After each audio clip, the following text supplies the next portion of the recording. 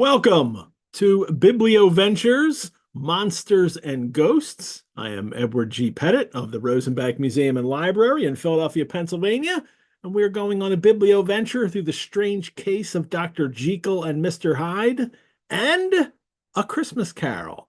And this is episode 2 on Charles Dickens's A Christmas Carol. And joining me as co-host today here and also in the chat, I saw you there, Max, is Max McGee. Hello, Who Max. told?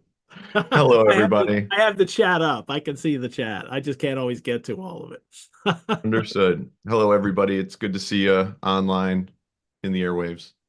Yes, and I like that you put your Madison, Wisconsin in there too, because I like seeing all the, Charm City and Beaufort, North Carolina, and Southwest Michigan and New York City and Coiningham, PA.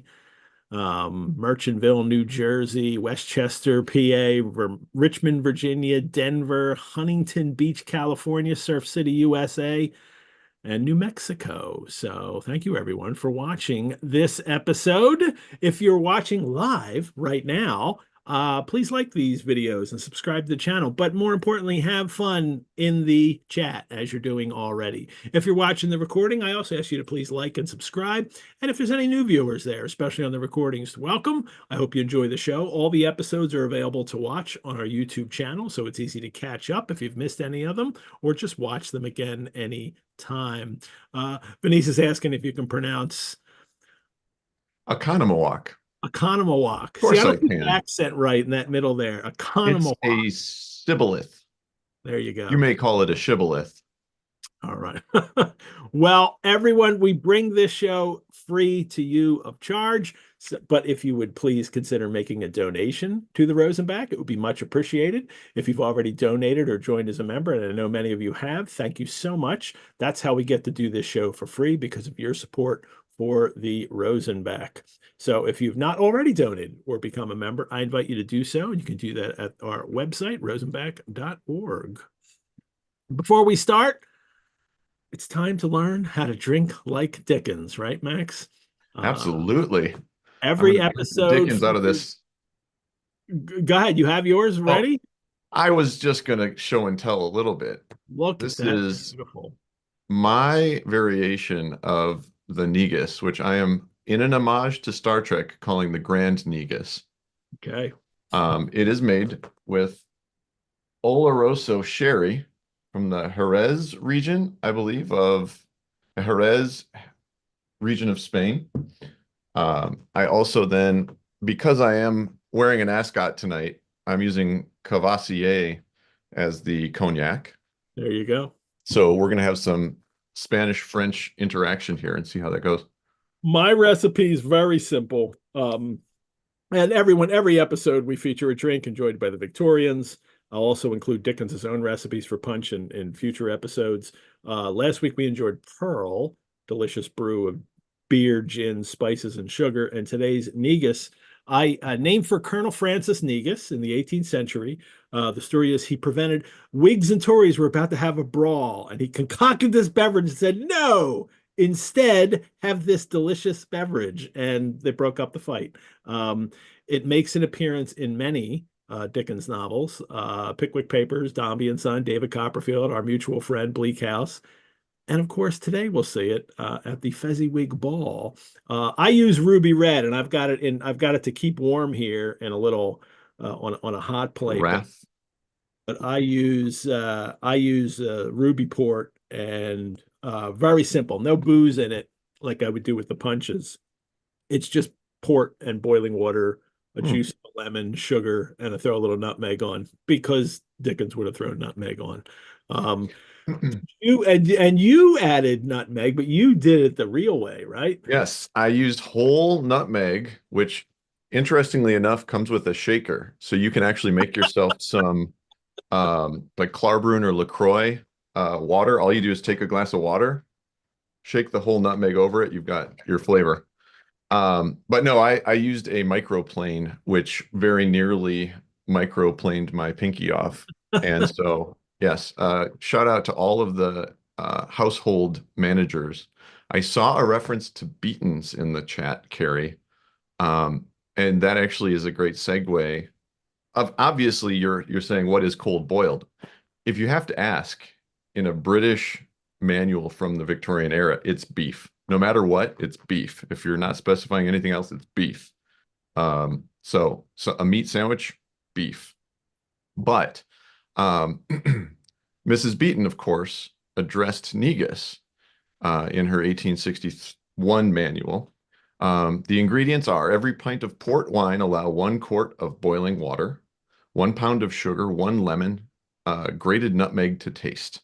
So it's a very simple recipe, except that the lemon's essence was rubbed with this pound of sugar until the yellow came off the entirety of the lemon. So this is what we would call zesting, except you didn't want the zest itself in, you only wanted the essential oils, the citrus oils. And so, yes, the funny thing is that she points out that the beverage is more usually drunk at children's parties than at any other. The wine need not be very old or expensive for the purpose. And then the serving size is allow 1 pint of wine with the other ingredients in proportion for a party of 9 to 10 children. So this is a fortified version of that. This is not as watered down. This is a cocktail recipe that's a little more modern that uses lemon zest rather than zesting it with sugar. But that was actually the way to make lemonade back in the day, to absorb the oils from the skin of the lemon. They knew how to get their kids quieted down. That's You right. know, You if they thought get, sugar well, made first they your get kids hyper. wound up, and then the alcohol will hit them.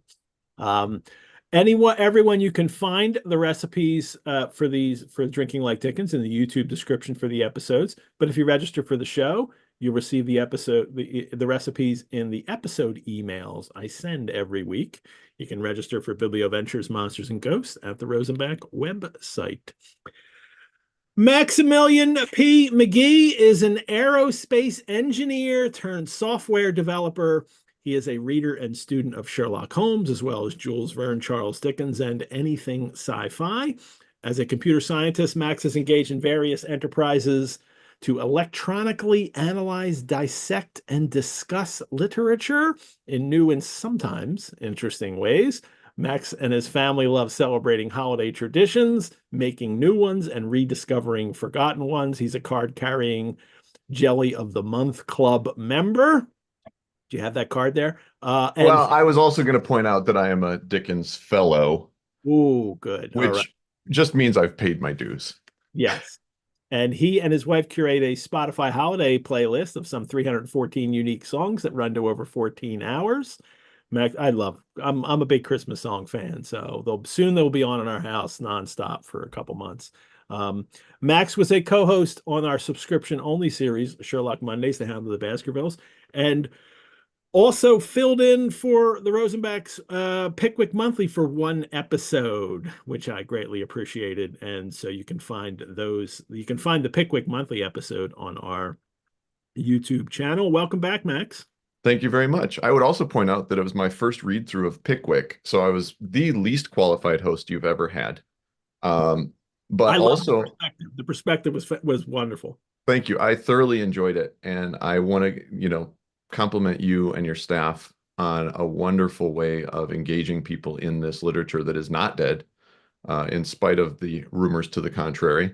Yes. And Marley's dead. Marley's dead, but not the book. that's right. That's right. And the reason that I engage with the folks that are in this group and with you and yourself, yourself and your staff and everybody in these projects, is that it's way more fun to talk about it with people that are going through it and reading it with you. It's the water cooler chat, and this is recreating what we could have only had back when these were first coming out in serials. I've had this weird deja vu where people are talking about the Real Housewives of Beverly Hills at a table next to me at work. And I'm like, this is what they talk about now, but the Pickwick Papers serials, the Christmas Charles Carol Dickens, came out. the Christmas carols, it was all happening at once and everyone was involved with it. And so that's part of the reason this is so much fun, is we're doing it again. And we're we're not recycling it, we're celebrating it again. You also did a not I don't I'm not we're not going to dive into Sherlock, but you yourself did a serial Hound of the Baskervilles by email with everyone. Was that during the pandemic? I It forget. was actually it was a project that started before the pandemic and was in full swing when all of the lockdowns happened in March of 2020. We Mhm. finished up in April of 2020.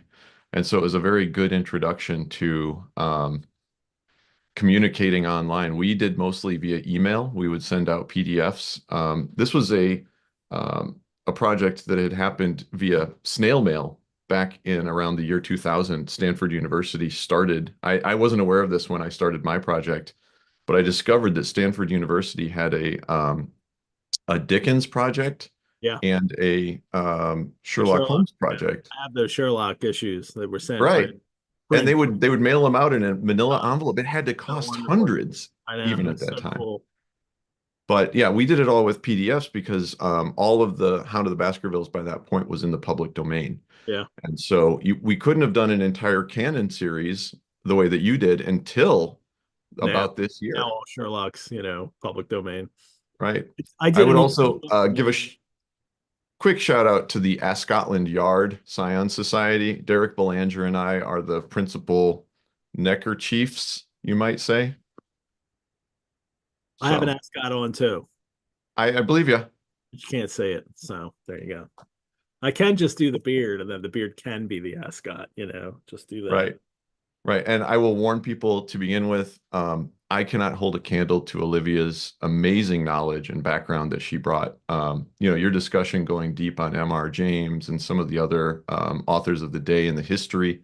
The only thing that I didn't hear was the specific discussion of how Queen Victoria brought the German tradition of Christmas to the Victorian era of England. And that, previously Christmas was a specific feast day that started the 12 days of Christmas after Christmas. Hmm. Whereas in Victorian times, that was suddenly shifted to the lead up to the Christmas holiday. So decking the halls, decking the tree, putting presents, like all of this. But Dickens played such an enormous role in the establishment of these traditions that yes, there were ghost stories, and yes, there were um, other instances that were similar, but I think Dickens was part of this transformation. Actually, it's interesting. Queen Victoria and Prince Albert get credit for like popularizing the Christmas tree, which they did. But Hmm. actually, the Hanoverians, the Georges Hmm. had been doing this for decades, having Christmas trees Hmm. in the royal residences. Right. And but with the magazines at the time, they Hmm. published an illustration of Queen Victoria and Prince Albert with their Christmas tree, and it shot all over the world. It shot all over America, and it was reprinted everywhere, and it started this kind of craze to do Christmas trees. But they had been doing it for a Hmm. while, Well, actually. Victoria was an incredibly popular monarch as well. Yeah. Don't forget that people emulated her fashion, not just that, but there was an entire like architectural movement and, just the age of Victoria and her influence is still being felt today, obviously. Well, But I would also point out the Sherlockian connection here that maybe people don't understand or realize is that when Doyle first published Sherlock Holmes, it was in a Christmas annual. It was in Beaton's 1887 Christmas annual. And this was an annual that ran at Christmas each year. That we think it was the last week in November, but we can't prove exactly the date that it was released. But it was the December number, and the Christmas Annual was really what shot Sherlock Holmes into the zeitgeist, sort of out of a confetti cannon, because it took off after that. It was reprinted in multiple times. I mean, we covered this in the Sherlock Holmes discussion, but that connection between, Dickens and Doyle and Christmas, this is the thing that launched Dickens' career into the stratosphere, right? I mean, it wasn't his first work, but it was his, Pickwick put him up there, and this yeah. this this actually hit so big. Christmas Carol. especially for him because Mhm. his latest serial, Martin Chuzzlewit, was not selling very well at all. And Hmm. it was the first miss that he had. It was only selling like 20,000 a month. And that was peanuts for Dickens. And Right. Compared to Pickwick, particularly. yeah. So but you'll be great tonight. Olivia was fabulous, but I'm certain you will be too. And which leads me to ask you about your connections with the Christmas Carol, and when did you first Sure. encounter? I was asking myself this question. I've hardly ever asked myself that question about Dickens in general. I know my first Dickens read through was in high school. But the Christmas Carol is almost a trope like Jekyll and Hyde, where I'm sure that I saw Scrooge, Scrooge McDuck, for one thing, was ever present in our household when I was younger. Um, but like the first time I actually read through the Christmas Carol wasn't until about 2 years ago. Maybe it was a year ago with my daughter.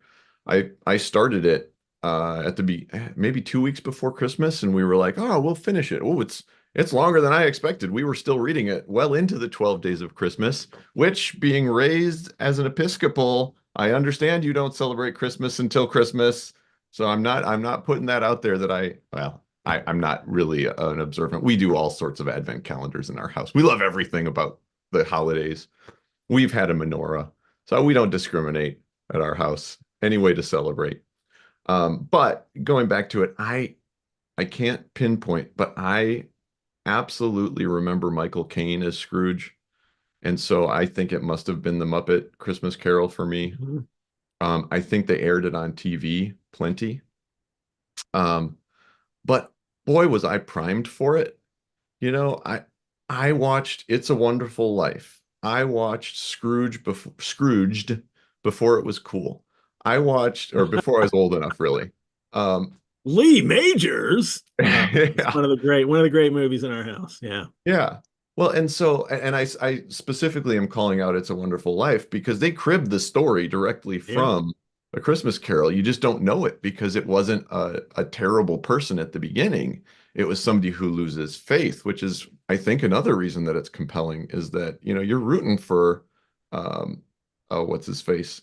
Um, Jimmy Stewart's character. I can't remember his name, but you're rooting for him the whole George time. Bailey. George Bailey, thanks. Well, you're rooting for every Bailey, right? Yeah. Um, but with Scrooge, I think you have to come to love him. You don't immediately think he's the protagonist. You're, in fact, kind of rooting for him to get Yeah. a comeuppance because he's being a jerk to all these nice people that are trying to be nice to him. So, yeah. Anyway, going back to it, I guess that's my answer. Although I also loved Patrick Stewart in the role, and I've Yeah. heard various readings of certain parts of the Christmas Carol. Um, I will say I only recently watched the Jim Carrey version, and it is fantastic. I was pleasantly surprised because I gave it a miss when it was out in theaters. But anyway, digress. We're gonna hit all the adaptations in the final episode that I do with James Armstrong, and that'll be a lot of fun to talk about some of those, as Yeah, well Mary as Lou. other Dickens Christmas pieces that he wrote over Hmm. the years. And I'll be providing PDFs and links to those before that final episode on December 16th. But tonight we are getting to Stave 2. On the last episode in Stave 1, we met Scrooge, his nephew, his unnamed clerk, and then the hauntings began with Jacob Marley and his chains. Um, but here's from you. I mean, you knew the story reading for the first time, but I'm struck by the fact that Cratchit's unnamed, and I think for a very first time reader of this, if you don't know the story, and it's hard not to know the story anymore, I don't think the story promises that he's going to play a role, that it seems like it's going No. to be Scrooge and maybe his nephew, but the Cratchits and they won't even show up today. I think that's interesting that and especially now that we don't get them in this second chapter. it kind Mhm. of reinforces that for the first readers that is probably not going to be. And I'm not even sure Dickens knew that as he started writing. That's the other piece that I noticed about this, reading it again and again. And I've actually read it the first and second Stave several times over because I wanted to experience different audio adaptations. So I typically will read my books in physical copy um, when I have time, but I'll also read audiobooks while I'm out and about. This morning, I popped in Tim Curry's audio dramatization of it. And it is interesting because we start from this establishing piece in Stave 1 that says, Marley was dead to begin with. Dead as a doornail. He's not coming back. He's not alive. He's not playing a prank. This is real. And if you don't believe that, then the story doesn't make any impact on you, right? But then in Stave 2, we get you're going to be visited by three spirits. And we always think of the three ghosts of A Christmas Carol, right? So I think Dickens must have been a computer programmer himself because he starts counting at zero. Because Marley, the guy who's narrating the story, the guy who pokes his head out of the door like a bad lobster in Stave 1, right? He's ghost number 1. He is ghost number 0 in Dickens' count. But there are three more spirits. And so, again, bringing it back to Star Trek, there were 4 ghosts. It's true. Um, plus, plus several ghosts out on the street. That's true. An uncounted number of ghosts on the street trying to repent and make amends. But yeah, I wanted to point out, I think it was Mary Lou, you said your first version was, or your first encounter with Dickens was Great Expectations, mine too, which is and it was beaten into me by my high school freshman English teacher, which, I mean, not literally, but we did not have fun with it. We read it as rote and didn't have a whole lot of discussion. And boy, it is a fun read when you have people to josh with about it, Yeah. But like they were reading it as great literature and teaching us lessons from the Victorian era. And we were just not receptive. I mean, that's not how it was originally read either. And so that's part of why I like going through it with you, Ed, is that this is pop culture. This is I use this word already, but it is the zeitgeist. It is what people were talking about. And they were, who do you think is going to be the murderer? Who do you think is the convict? Who do you think, and isn't Sam Weller a character? Oh, do you really think that there's a ghost there, or is it just a bit of gravy? Somebody already mentioned my favorite line in the entire book in was it Stave 1 at the end of Stave 1? There's more gravy than of grave to you. Uh-huh. And that's just such a great line. Gosh, yeah. But this is why I love what you're doing at the Rosenbach. And let me diverge even more. I got to visit you at the Rosenbach a couple of Yeah, weeks ago. it was nice. And you blew me away. I knew I had great expectations. Let's say you exceeded them by far. He's got first editions of Don Quixote up on the shelf. He's Yeah. got first editions of the Menorah. No, or of the Torah rather. No, it's not the Torah, but it's, you've got There's a lot of great things. Yes. amazing Yes. And it's always worth a visit to the Rosenbach. 100%. And I highly encourage everyone to do, especially now that we have a treasures gallery where we can feature, several items from the collections always that rotate in and out of that room. So you always see some things that are in the collections. Time Lord Boy had a question that do people agree that the goblins who stole a sexton, which is the story told in the Christmas chapter Mhm. of Pickwick Papers, is an early version of A Christmas Carol. Yes, it is. It's kind of the same. It's kind of this story in formation, in a kind of a nutshell, and it's his first attempt at doing this kind of Mhm. thing. Um, and we will definitely talk about that, James Armstrong and I, on episode 6 when we do the legacy of a Dickensian Christmas. So I will put a link to that, and we have a whole episode on it on Pickwick Monthly as well. And look for a bunch of ghostly male cabs later in stave 4 or 5. You know, another callback to the Pickens or Yeah. Pickwickian ghosts. No, All righty. Stave 2. stave 2. Um, the first of the three spirits, not counting Marley, spirit 0. The clock strike. He's just the other ghost is gone, and he goes to sleep, and he wakes up, and the bells are chiming, and they this is a reminder to people that some people had watches if you could afford a watch, but you didn't need a watch if you lived in London or really any village too, because the church bells are going to chime the hours. And if you live real close to it, yeah, you're hearing it every hour, maybe even the quarters, all through the night. This is how many people track time, was what where the church bells ringing.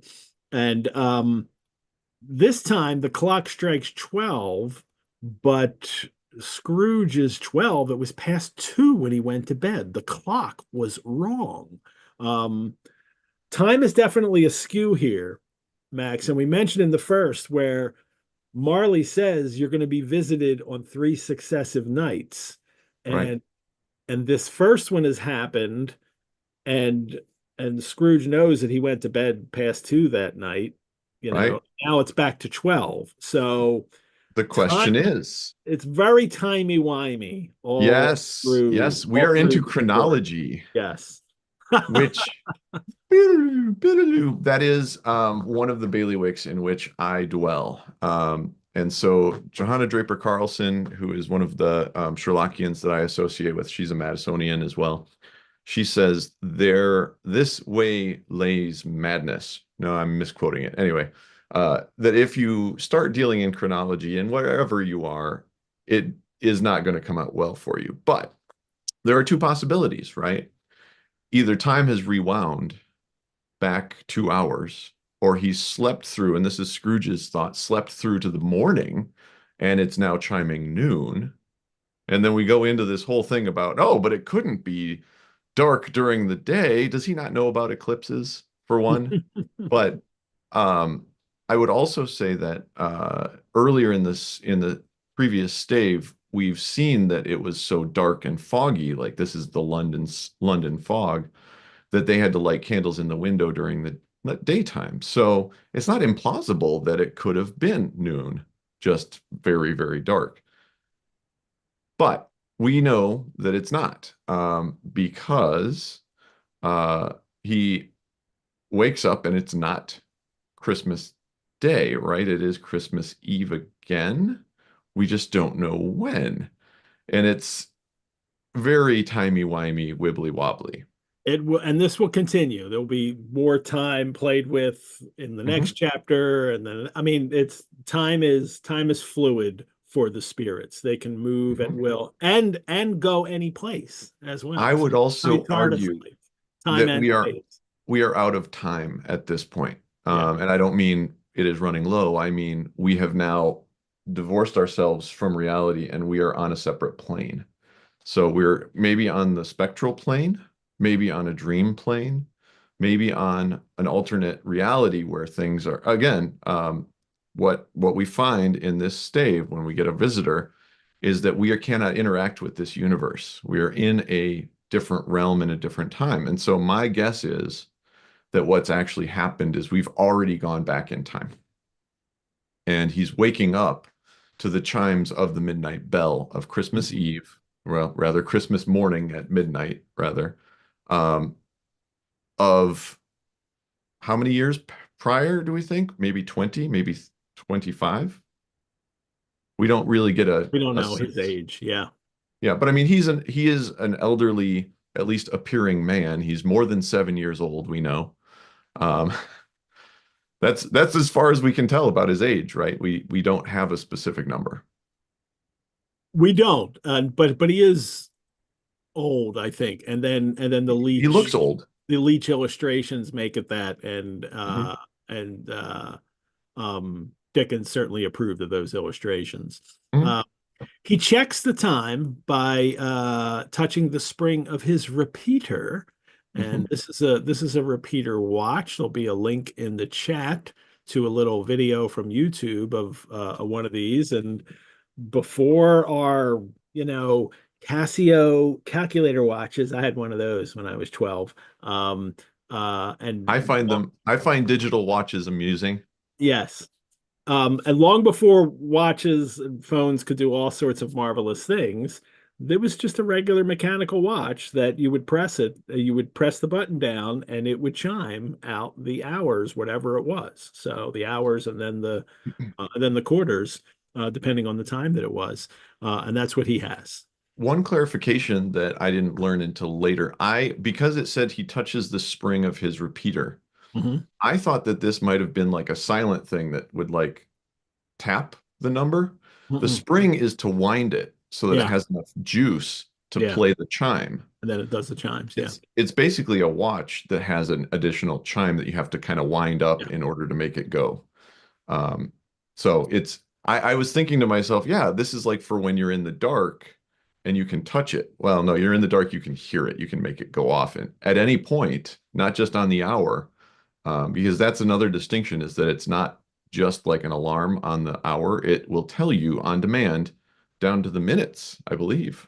yeah, yeah. Minute repeater you can get. I think maybe the one I actually the posted Hmm. the thing is a minute repeater. I'm not sure. And they are expensive. Yeah, Like having a an actual physical chime inside of a watch means that you have a bell, you have a trace in order for it to get out. You've got to, deal with all the mechanics of that. It's a pretty amazing machine. That's maybe the pinnacle of modern timekeeping until we get to the, radium or not radium, quartz and other types of cesium atom vibration. So hundreds of years later. Scrooge is also still thinking in monetary terms here because he's worried about the time and the day because it says in the text 3 days after sight of the first of exchange, pay to Mr. Ebenezer Scrooge or his order and so forth would have become a mere United States security if there were no days to count by. And Ouch. that sounds kind of like gobbledygook for 21st century readers. The what he's referring to is it's the language of a promissory note then, and which would have listed the number of days that this note When was it was good due. for. Yeah, Yeah. when it was due. And if Scrooge has a note that says that's past the 3 days in this case that it was due, he wouldn't be able to get paid for it. And that there's no reliable way to know what day Yes. it is. Yeah. And, I would and then, also go ahead. Were you going to talk about well, the security? U.S. security too. Yeah. Yes. Go ahead. You Well, can I was take going to it. say I am currently reading in parallel because why would you ever read one book when there are so many out there? You get through them so much faster, right? I'm reading The House of Morgan by the same author who did Hamilton and Ron Chernow. It's one of his first major bestsellers. And it talks about the rise of JP Morgan and the struggle to have American finance recognized on the world stage Yeah. because the pound was the note of world commerce up until, late into the 1800s, if not later. So U.S. security, and this is why he's saying it would be no better worth than U.S. security, is there were many states, especially southern states, that were States would issue them, not the U.S. federal government. States were exactly. allowed to issue security bonds that then people would invest in other Mhm. countries. And then they try to get their money, and these states would say, yeah, sorry, we don't have it. Yeah, the What are you going southern to do? states were How are you going to notorious for collect? this, Yeah. and unfortunately, because it was part of the reason that they were so financially insecure, and eventually this would lead to many, many confluences of reasons, but it was one factor in the economics of the Civil War. And Dickens knows this well, and especially on his visit, to America in 1842, and he really learns about America. And then the account that he writes about America is called American notes, and he's punning on, notes there meaning money and what that kind of thing is worth. Uh, the subtitle is American Notes for, is it for general circulation? I Hmm. think it is. That's great. That's Um, like a four-way pun if he manages to work music into it too. yeah, American Notes for general circulation. And he criticizes, the things that are criticizable Yeah. Yeah. and about America, which did not endear him to American audiences Hmm. time. Well, and it's funny, this whole thing, the American monetary system goes back to the founding of the country, the Federalists and Anti-Federalists, the same clashes that were repeated. It's like, well, there shouldn't be bonds issued by the country, it should be individual states.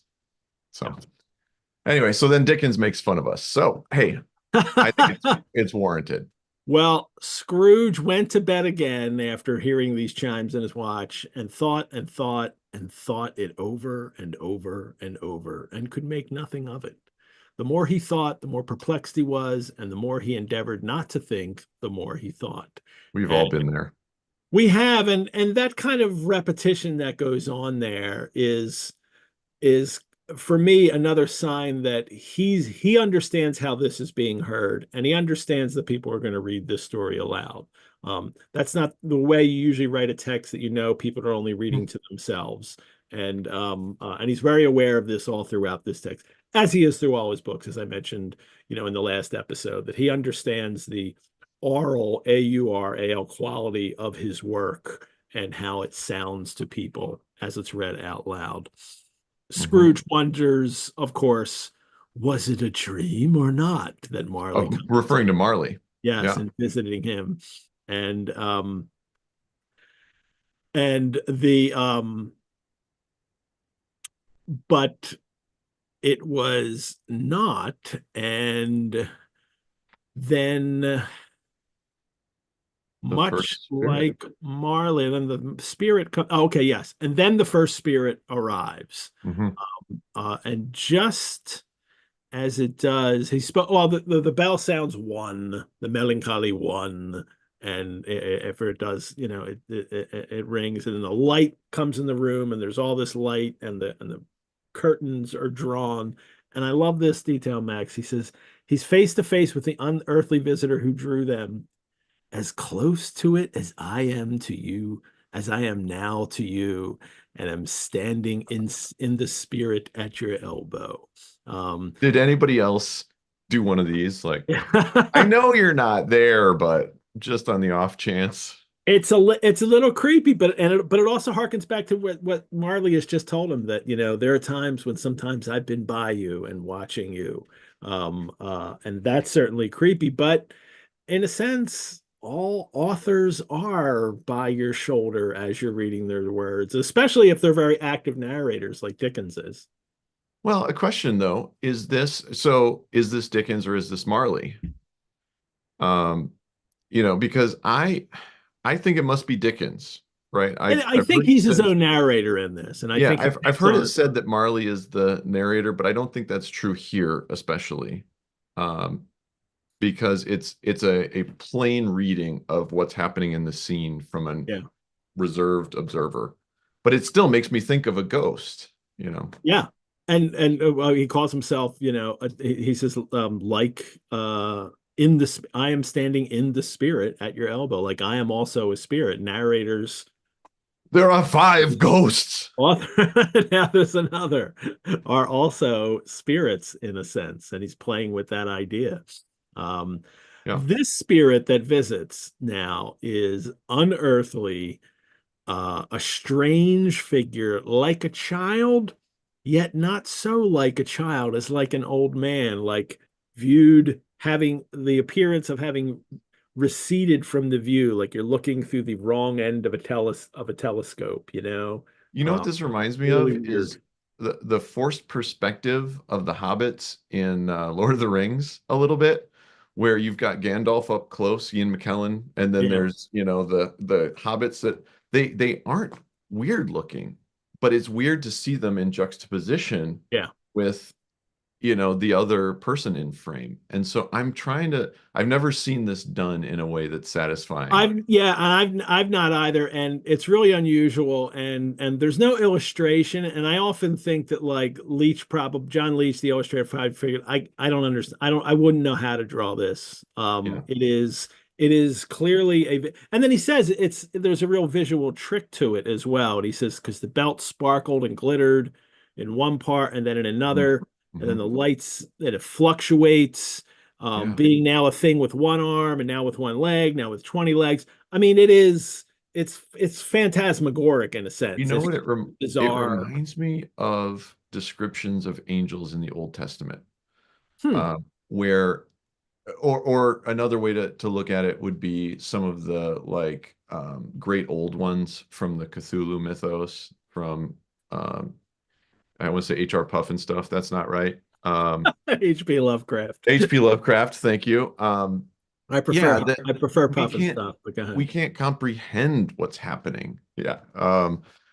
And that the closest thing I've seen presented on screens, I think, is in the X-Files when they first see aliens and their brains can't comprehend it, and it's just lights shooting out from everywhere, and there's a figure that resembles a human, but it's not, and it's small. It's like a child, but its Yeah. limbs disproportionate, and I don't know. Again, he's trying to describe the undescribable. He's trying to Yes. describe the unfathomable.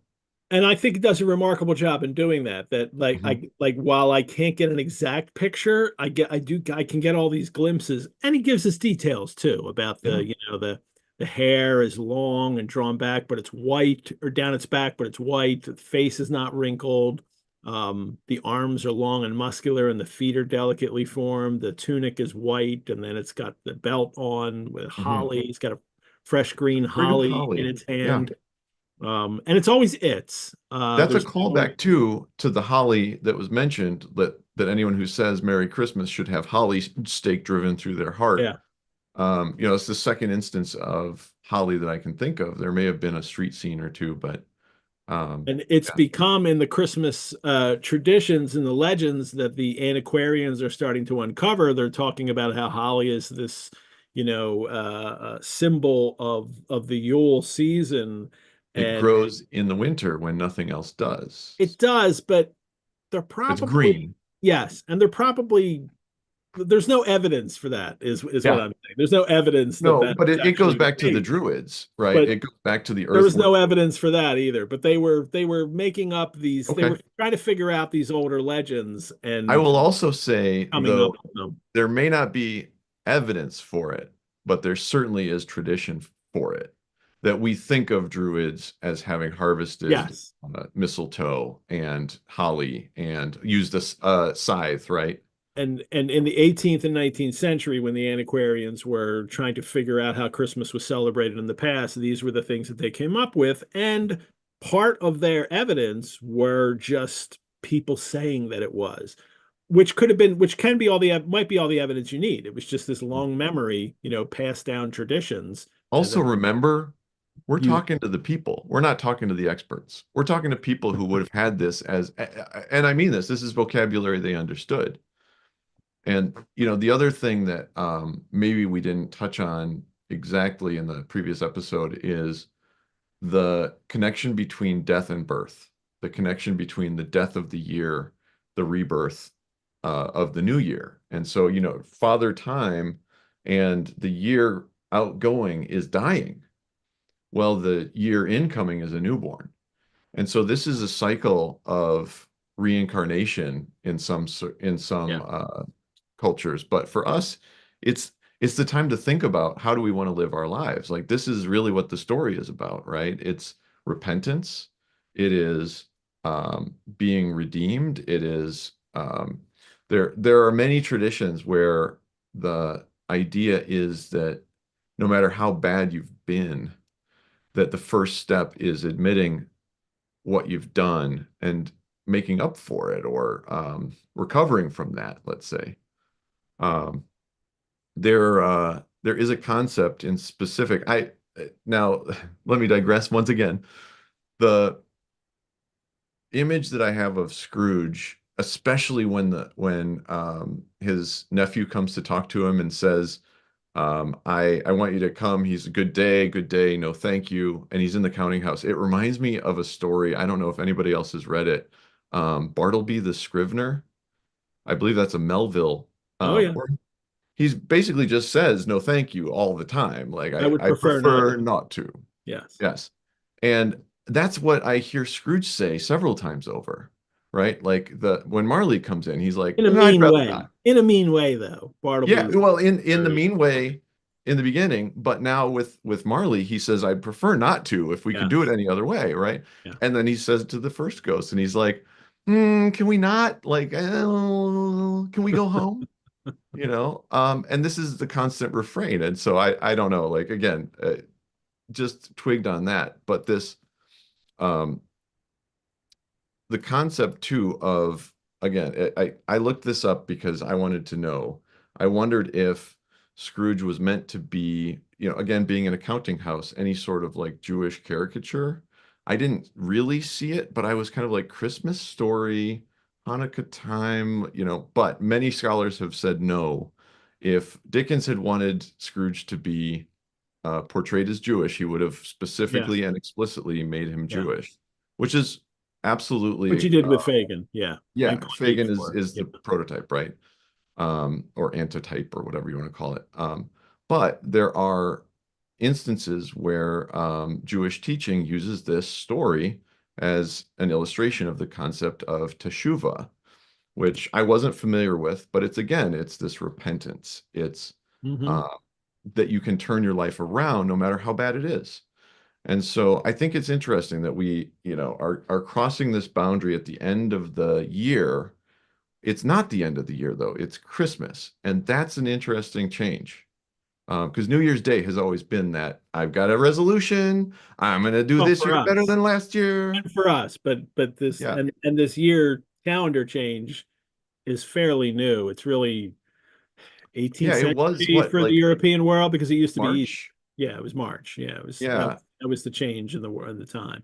So, But why Christmas? I don't I think it's very interesting that it's now a Christian tradition and an yeah, adoption of a specific feast day. Because Michaelmas used to be another feast day that was another quartering of the year.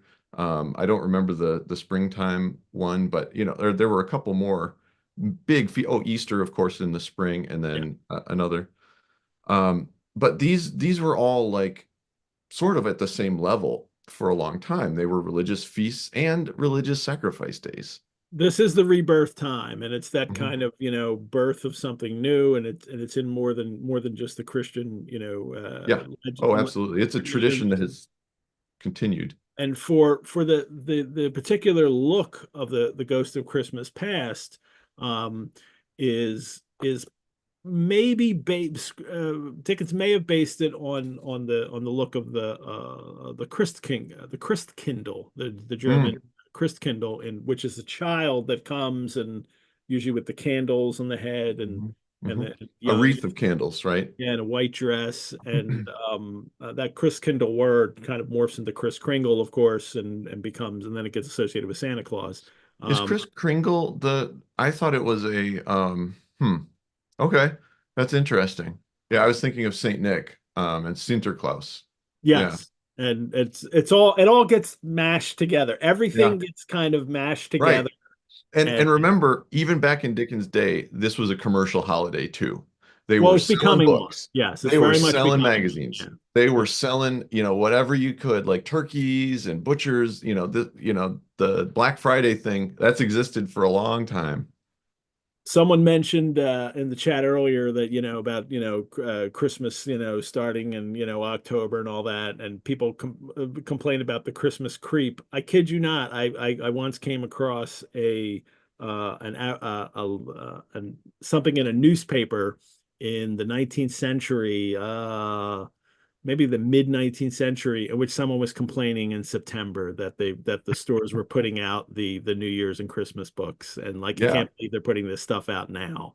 Rosanna in the chat put Yes, Hillary term, Trinity term. That's exactly what I was looking thank you. for. Thank you.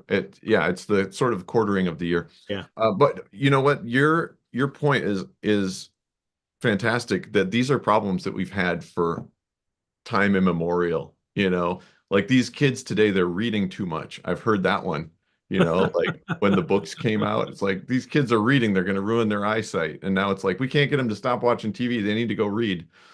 But the one that I heard recently that it was new to me and I think is so great is, they're starting to play Christmas music. It's the day after Halloween. They're playing Christmas music. If you want to fix it, you need to write the next big Thanksgiving banger. So that they can't not play your tunes They have to go into until, Thanksgiving next. Yeah. yeah, until it's appropriate. I love Christmas songs. I'm happy to hear them all the time. This spirit says, "I am the ghost of Christmas past." Long past? Inquired Scrooge. No, your past. And I find that very interesting. Adam had written me an email asking about this, that it kind of it makes it a personal ghost, and I'm not sure if it kind of takes the kind of, if that makes it more secular as to religious, but in a sense it does, in that this isn't a ghost, a spirit that represents the tradition of everyone. It is specifically, he says, your past, Hmm. or it says your past, that this is a spirit for Scrooge alone, that if this spirit had visited you or I, it would be our spirit, Hmm. not the spirit. It's a personal pan-sized spirit just Yeah, for you. Um, well, but I also think that that may be true, but do they do this to every curmudgeon who needs a good browbeating? I don't Because know. it may be that it's, yeah, we've got this template, but there's three of us and we work together, In the right? I mean, Christmas Marley's bureau, just yeah, using the tools that they gave him back at the shop. in the Department of Christmas in the other world, That's there's right. there's a bureaucracy, and they've got all these files, and all these people have Yeah. to be Oh, visited, yeah. and Before there was a naughty and nice list, everybody yeah. just was on one list. Um, Well, this well, spirit, I was gonna just say one yeah, thing. You said, is it not religious? Well, this is a trinity, right? We've got three phases of the same uh element or the same process. We've got past, present, future. We've got, going forward and going backwards. This is what religion is made of, my friends. I don't know So how well, where does Marley fall in that? yeah, I mean, Marley is He's an just he's analog to just John the Scrooge. Baptist, you know? What's interesting is that, yeah, that's right. That's right. Well, that Marley and Scrooge are faces of the same coin, in that Marley's telling Scrooge, if you don't shape up, this is what's going to happen to you. So it's basically a mirror, right? It's a mirror across the spirit world to say to Scrooge, this is you now. And so the Christmas past, present, and yet to come, those are alternate versions. Well, not alternate versions, but they are more data, right? Yeah. And so I guess I'd say that this is steeped, if not religious, it is steeped in the traditions of religion. Someone is wondering in the chat if because you're miserable on Christmas, the Christmas spirits visit you. If you're miserable at Easter, does the Easter bunny visit you? And my answer is, only in your nightmares does the giant Easter bunny come and Well, one visit. of one of my favorite Christmas movies also starred James Stewart. Uh, the one about the invisible Easter bunny, Harvey. Yes, Harvey, I know well. Yes, there you Yeah. go. I mean, people say Die Hard's not Christmas, but I've never heard anyone argue that Harvey isn't Easter. So mostly because Lauren, I've never thought of it. Lauren Ann wants to know if there's a literary term for this kind of, for the first person, undefined, almost omniscient, that's close to the third person. Um, uh, that I'm not quite sure what you mean. Well, I think she's It's looking for a term. yeah, I mean this I kind of, think this is omniscient. well, It's an yeah, and omniscient it's a narrator. narrator. It's a narrator telling the story, Yeah. omniscient, because the narrator is omniscient and knows everything. Mhm. And so I don't know if there's a specific term for narratorial, point of view. Well, I think this is almost uniquely Dickensian. We talked about this on the Pickwick Papers too, that the narrator injects himself into the story in a way that Well, a typical narrator doesn't. yeah, and Dickens picked that up. I mean, Mhm. Henry Fielding does this in his, in his novels, and this had been done in fiction Sure. before, and Dickens picks it up. But but Dickens creates such a distinct persona for himself as a narrator that he's very recognizable to people, and he's so popular that And it he's reading the stories. He's and that out it there comes on the to lecture influence circuit. others. Yeah, later he does that. Yeah. Yeah. So I mean, he is the narrator. So I, yeah, good. This spirit also has another item that I didn't mention, and that it has an extinguisher cap under the arm. And it's like a big cone apparently, and it's an extinguisher for a fire. They would make little ones that For a usually have candle. candles, and they would yeah, you'd extinguish the candle with it. Did I Uh, mention I was an altar boy? yes. Because I never worked my way up past extinguishing the candles. So I know exactly what that is. And what's funny is Yeah. I never recognized it until I read the story. I just thought it was a dunce cap, honestly, because I've seen it. I've seen it portrayed in the Muppet Christmas Carol. I've And we'll seen it see it in the portrayed. illustration at the end of this chapter when he puts it Yeah, over the head of the but it's spirit. an extinguisher. It's designed Yeah. to keep it from smoking too much. It's designed so You you put it don't. right out. It Yeah. just puts it right out. So Hmm. Hmm. um and so this spirit who has this light emanating from its head, just shining up. That's what's making the room so bright. It's this enormous light that's coming out, and Scrooge is, really, almost blinded, and he wants it to stop.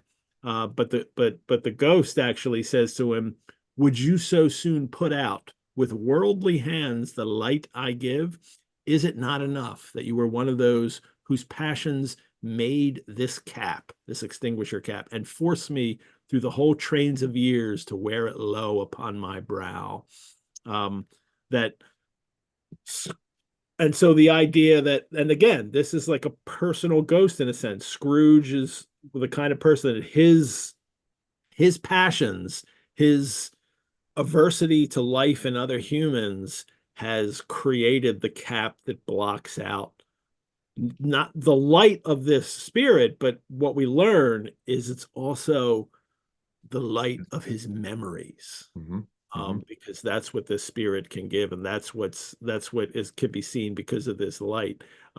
Scrooge has not only learned to walk along the edges of humanity and avoid others, he's also avoided his own self, or the selves of his past, the memories of himself. And this is the first thing that he needs to see, not other people, but he needs to see himself and recall those memories of himself, of his own humanity.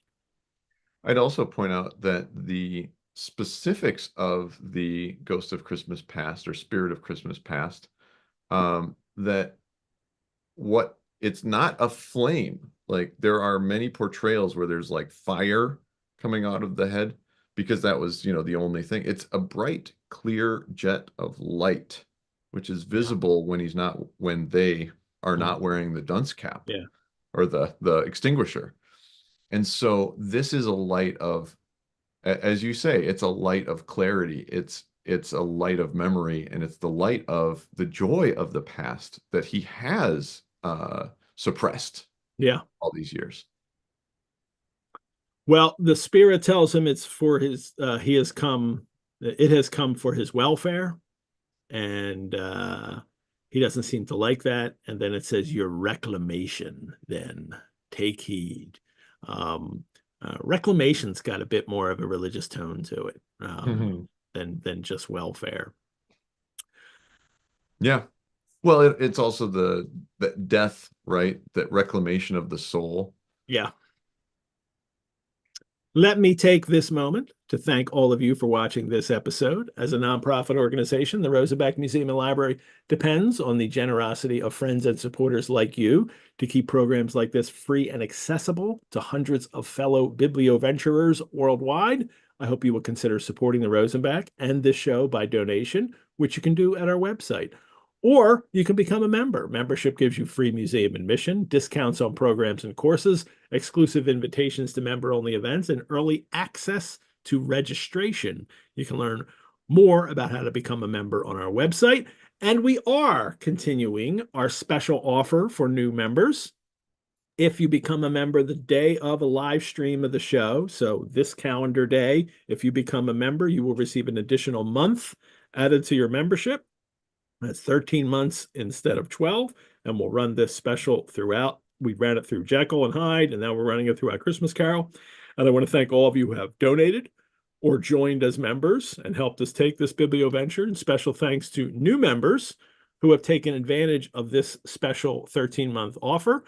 Olivia Liv N. of Merchantville, New Jersey, Mitchell C. from New York, New York, and Heather A. from Philadelphia have all joined in the last couple weeks on the day of this show as part of this.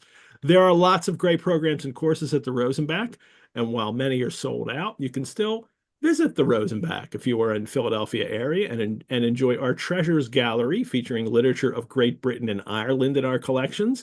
We have works on display right now. We have Geoffrey Chaucer manuscripts of Canterbury Tales, William Shakespeare, Folio, Robert Burns, Phyllis Wheatley, Ignatius Sancho, Jane Austen, Oscar Wilde, Lewis Carroll, Bram Stoker. Of course, James Joyce and Ulysses is always on display.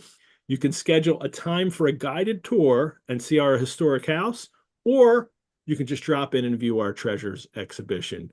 You can find all this information on our website, rosenbach.org. And you can always write to me at epettit@rosenbach.org. I love to hear from our audience. Back to our story. Now, you're not going to like this, Ed, but I'm going to tell people don't subscribe today. Don't do it. You get an extra month. Wait till next week. Oh, and you'll make it all the way till Christmas 2025. Oh, that's right. Yeah. Join on December 2. So yes. And obviously you can wait until next week. No, join till next week. That'll be the 25th of November, and then you'll get the extra month. Right. We're in 25th of November, right to exactly Christmas.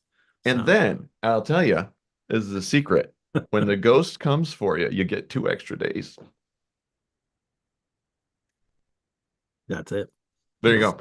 Because the time for the we're giving you a year membership, but it's elastic for a whole nother month because of the ghosts.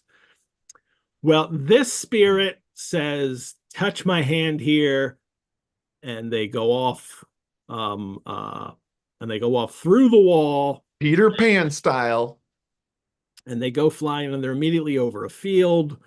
So again, we're not. The spirits aren't just traveling in time, it's space and time. This is the TARDIS way of traveling. And we're over this field and this school, and Scrooge recognizes it right away. I was bred in this place. I was a boy here. And all the 1,000 odors floating in the air, each one connected with 1,000 thoughts and hopes and joys and cares long, long forgotten. I mean, that idea of, smells of memory. When you smell something, it triggers memories in your brain. This is my favorite part of this, Stave, for sure. "Your lip is trembling," said the ghost. "And what is that upon your cheek?" And Scrooge muttered with an unusual catching in his voice that it was a pimple. He won't admit it yet, but he is immediately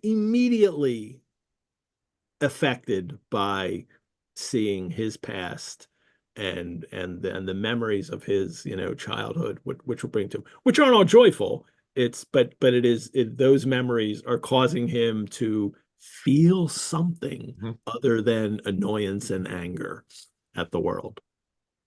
This passage in particular too talks about how powerful the connection between memory and smell can be. Yeah. And I've had this where you're triggered to not just engage with a memory, but like one that you thought was forgotten, and that you You're like, wow, oh, I remember that. Like the smell of leather in a baseball glove is one for me, where you're taken back to your childhood or you're taken back to a moment in time. Yeah. The lake in the summer, the first time you walk by a lake or the seashore is another one for a lot of people. I didn't grow up on the sea, so for me, it's just kind of, oh, it smells like oysters, you know. But flavor, smell, and hearing is so powerful. That's, I think, one of the reasons that Christmas is such an amazing time of year because it takes you back. It takes you back to when you were a kid. It takes you back to when your grandma was still here. It takes you back to when, for Scrooge, when I guess his life turned in some ways. Hmm. So like this is the thing that reading this versus watching it on the screen, they don't even bother. And so this is absolutely the superior way to take this property in. There's no adaptation that's going to do it justice. But yeah, because you can't have those, kind of, Mm. well, not yet. We haven't, No. they haven't Yeah, done the that. smell-o-vision, you mean? Yeah, smell-o-vision. 4D, they haven't perfected it. But But they've it's also tried. very personal, right? Because it's talking specifically about smells and sights and sounds, but it's not talking about any particular one. And so we substitute in our own. And if it's cut grass, if it's the smell Yeah, of a horse, if it's the countryside, if it's hay, yeah. those are all our own personal things that we fill in when the author is skillful and can give us just enough to evoke it, but not so much that it overrides our own. Smell of a good pipe. Yep. Yeah. Oh, I absolutely. The smell of my uncle's pipe, my grandfather's pipe, sitting Yeah. around while we were watching football in Chicago, like that's the type of thing that Yeah. it lives inside of you. Yeah. It's never going to go away. Scrooge is affected by all this, and then you recollect the way, inquired the spirit. Remember it, cried Scrooge with fervor. And then and then he's seeing all the boys on the ponies and walking around, and then it says, why was he rejoiced beyond all bounds to see them? Why did his cold eye glisten and his heart leap up as they went past? Why was he filled with gladness when he heard them give each other Merry Christmas? And the narrator mocks him with, what was Merry Christmas to Scrooge? Out upon Merry Christmas. What good had it ever done to him? I like the narrator, himself using this irony to mock the character. Mhm. It's not the spirit doing it. And this is his boyhood school that he's visiting, but it's not a nice school. Even though he has these fond memories of the boys that he could see them all, he must have had friends. We gather, that his joy at seeing them. I Um, was a little confused by this passage, well, honestly. it's the house. First they described the schoolhouse, and it's a large Mhm. house, but one of broken fortunes, and it's a wreck. The school is not well taken care of, which makes it seem like one of those boarding schools for unwanted children. Mm. That Dickens had really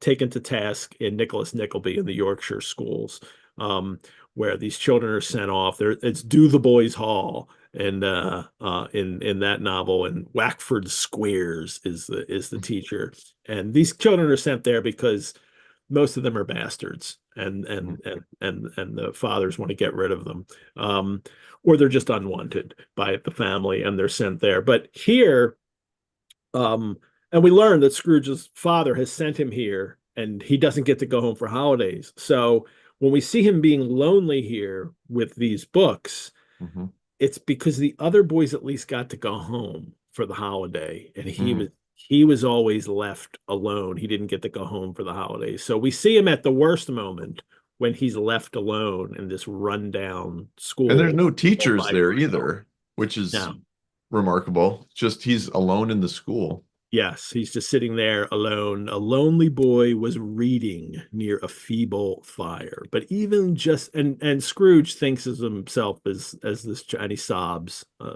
Scrooge, a solitary child neglected by his friends, is left there still. Scrooge said he knew it, and he sobbed. Not a Hmm. just he's just sobbing now, and it's just out in the open. Um, and this lonely boy may not have, physical present friends there, but he does have all of his book friends.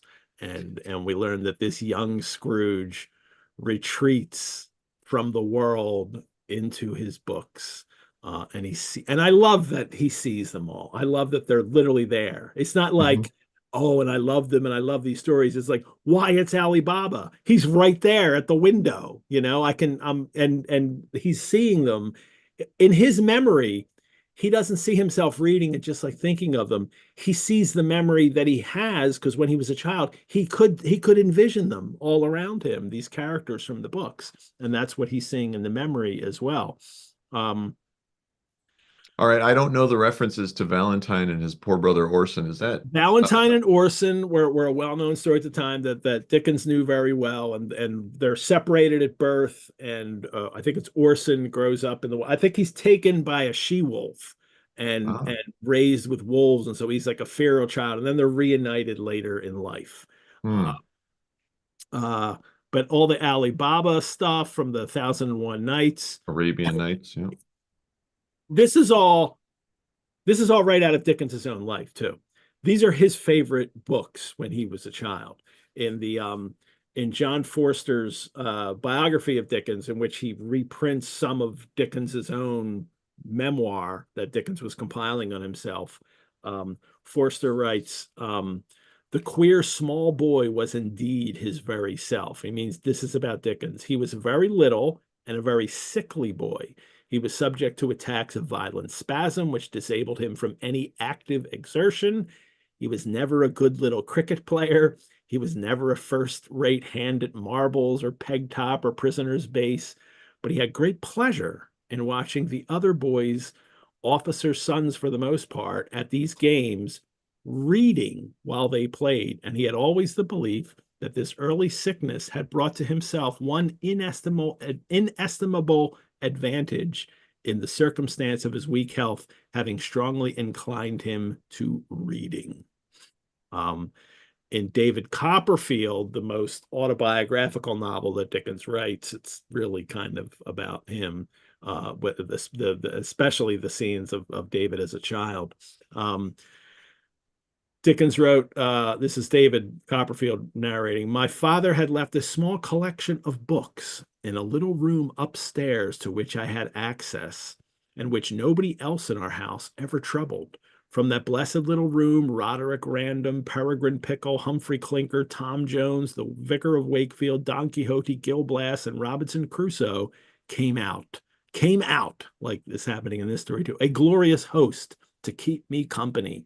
They kept alive my fancy and my hope of something beyond that place and time. They and the Arabian Nights and the tales of the genie.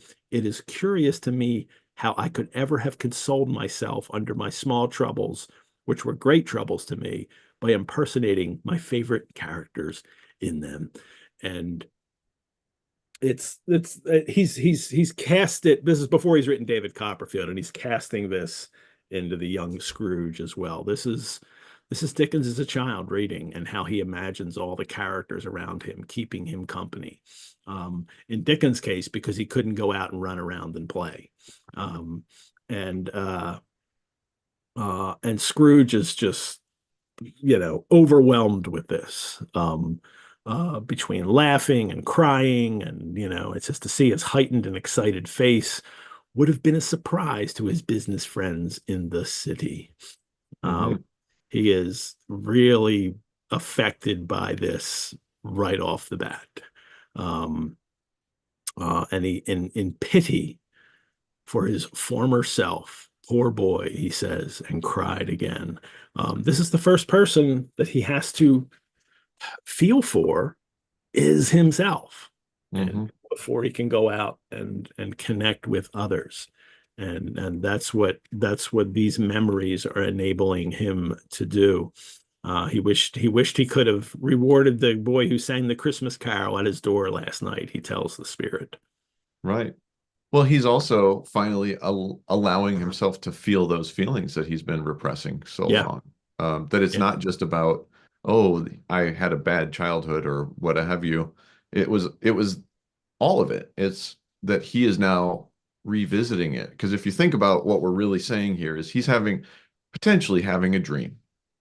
And that in this dream, he is taken back to his childhood and he's realizing that it was not good, but it was still joyous. yeah. That Well, Christmas time, he found consolations in well, I mean, the Christmas modeling. time was still a time of joy, and that even though he had to stay behind, it was the friendship and the merriment, Got to you hang out know. with Alibaba, Yeah.